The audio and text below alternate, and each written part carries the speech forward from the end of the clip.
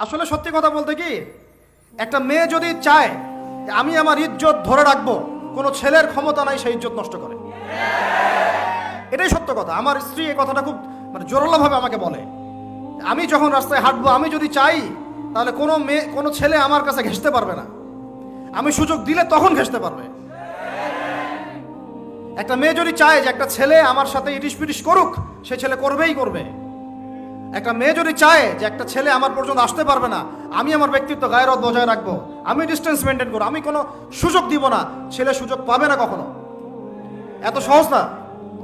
সর্বোচ্চ তখন কি করতে পারে, ধরে 10 জন মিলে ধরে ওকে জোর করে তার সাথে কিছু করতে পারে। ওরকম কিছু করলে তো আল্লাহর গজব নেমে আসবে। ওই যে সারা আলাইহিস সালামকে তুলে নিয়ে গিয়েছিলেন একটা বাদশা, মনে নেই আপনাদের? সারা আলাইহিস সালামকে একটা বাদশা এরকম উঠাই নিয়ে আসছে।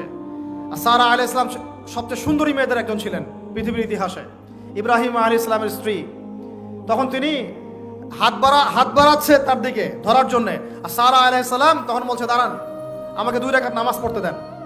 2 রাকাত নামাজ পড়ে তিনি আল্লাহর কাছে হাত তুলে বলেন, আল্লাহ, তুমি জানো আমি আমার সতীত্ব, আমার ইজ্জত, আমার সম্মান আমার স্বামী ছাড়া আর কারোর সামনে কখনো প্রদর্শন করি নাই।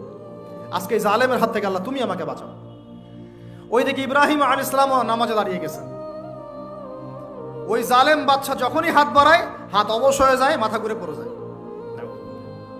3বার 4বার চেষ্টা করেছে, তারপর পারে নাই। শেষে বলেছে, তোমরা আমার কাছে কাকে নিয়ে আসছো, নিয়ে যাও একে আমার সামনে থেকে। পরে উল্টা হাজারা আলাইহিস সালামকে হাদিয়া সহ দিয়ে পাঠিয়ে দিচ্ছে। একটা মেয়ে চাইলে তার ইজ্জত সম্মান এভাবে রক্ষা করতে পারে।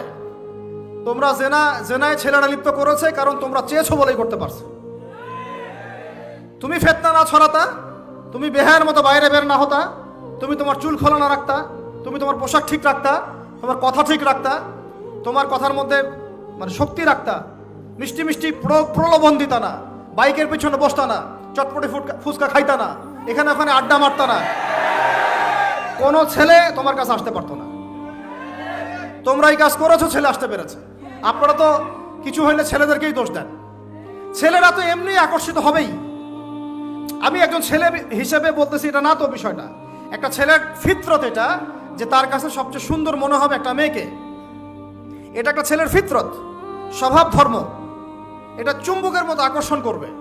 আর এর উপর যখন আপনি এটাকে ফ্রি অ্যাক্সেস করে দিবেন, লাইসেন্স করে দিবেন, বেপর্দায় বের হবে, গায়ের জামা কাপড়ও ঠিক নাই, হ্যাঁ, তারপর কথাবার্তা মিষ্টি মিষ্টি প্রলোভিত টানতেছে, সিডিউস করতেছে, তখন তো একটা ছেলে মিসগাইডেড হইতেই পারে।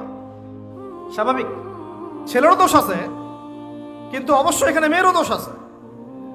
আমরা তো অনেক সময় ঢাকা শহরে দেখি রাত 10টা 12টা বাজতেছে, আমরা মাহফিল করে যাচ্ছি, কোনোদিন বাসায় ফিরতে 1টা 2টা 3টাও বাজে। রাত 3টার সময় ছেলে মেয়ে বাইকে করে ঘুরতেছে ঢাকা শহরে। ওই মেয়েটার কি বাসায় বাবা নাই, ভাই নাই, কোনো স্বামী বা কেউ নাই, মাহারাম কেউ নাই? তো আমরা সুযোগ দিচ্ছি বলেই তো আমাদের ঘর পর্যন্ত ঢুকতে পারছে। সবার আগে মেয়েদেরকে শক্ত হইতে হবে। আর মেয়ের বাবা যারা, আমি তো নিজেও মেয়ের বাবা, আমরা বাচ্চাদের সাথে সময় কাটাই আর ভাবি যা কি যে হবে ভবিষ্যতে আল্লাহ ভালো জানেন। কিভাবে মেয়েকে মানুষ করব, কিভাবে সতীত্ব রক্ষা করবে আমাদের মেয়েরা। যা চলতেছে অনেক মাদ্রাসার মেয়ে পর্যন্ত নষ্ট হয়ে গেছে। আপনারা জানেন না তো, আমরা জানি কথা। মাদ্রাসায় পড়ুয়া বহু মেয়ে নষ্ট হয়ে গেছে। যতদিন পর্যন্ত এদের হাতে মোবাইল ফোন ছিল না, ইজ্জত ঠিক ছিল। মোবাইল ফোনটা যখনই ঢুকেছে, ইজ্জত নষ্ট হয়ে গেছে বহু মেয়ের। আমি এরকম জানি, বলতে চাচ্ছি না। যাই হোক, ওই জায়গায় আসেন, ওই ছেলেটা তখন 100 স্বর্ণমুদ্রা অর্জন করেছে, কষ্ট করে আর্ন করেছে। যে আপনাদেরকে বলে যে নিজের পায়ে দাঁড়াও, তারপরে তোমার সাথে রাজি। সে অনেক কষ্ট করে 100 স্বর্ণমুদ্রা অর্জন করে মেয়ের কাছে গিয়েছে।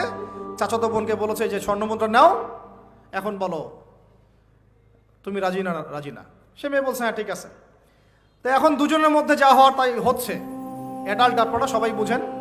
কিন্তু এখন মূল যে কাজটা, স্বামী স্ত্রীর যে মূল মিলন, এই মিলনটা করার জন্যে সেই ছেলেটা বসছে। হাদিসের মধ্যে আসছে এভাবে, 2 পায়ের মাঝখানে বসে পড়ছে ছেলেটা, এখনই জাস্ট শুরু করবে। তখন ওই মেয়েটা বলে উঠছে যে হে আল্লাহর বান্দা, আল্লাহকে ভয় করো, আমি আমার সতীত্ব কখনো নষ্ট করি নাই, তুমি আল্লাহকে ভয় করো। এই কথাটা যখনই বলছে, তখন ওই ছেলের মনের মধ্যে এমনভাবে একটা রিয়াকশন জন্ম নিয়েছে, আল্লাহর পক্ষ থেকে একটা এমন একটা নূর আর হেদায়েত চলে আসছে, ওই অবস্থা থেকে ছেলেটা উঠে চলে গেছে এবং স্বর্ণমুদ্রাও দিয়ে দিচ্ছে, যে স্বর্ণমুদ্রাও আমার দরকার নেই, যা। এবার সেই গুহার মধ্যে বন্দি অবস্থায় আল্লাহর কাছে হাত তুলে দোয়া করতেছে, আল্লাহ তুমি যদি জানো ওই কাজটা আমি তোমার সন্তুষ্টির জন্য করেছিলাম, আজকে আমাকে এই সাক্ষাৎ এই মওতের হাত থেকে বাঁচাও। সাথে সাথে এই পাথর সরে গেছে। এই হাদিসটা আমি এই কারণে বললাম, যদি আপনি আমি জেনা থেকে বেঁচে থাকতে পারি, ইনশাআল্লাহ তাআলা আল্লাহ পাক সাক্ষাৎ মৃত্যুর মতো এই আযাব থেকেও, বিপদ থেকেও আল্লাহ বাঁচাতে পারে।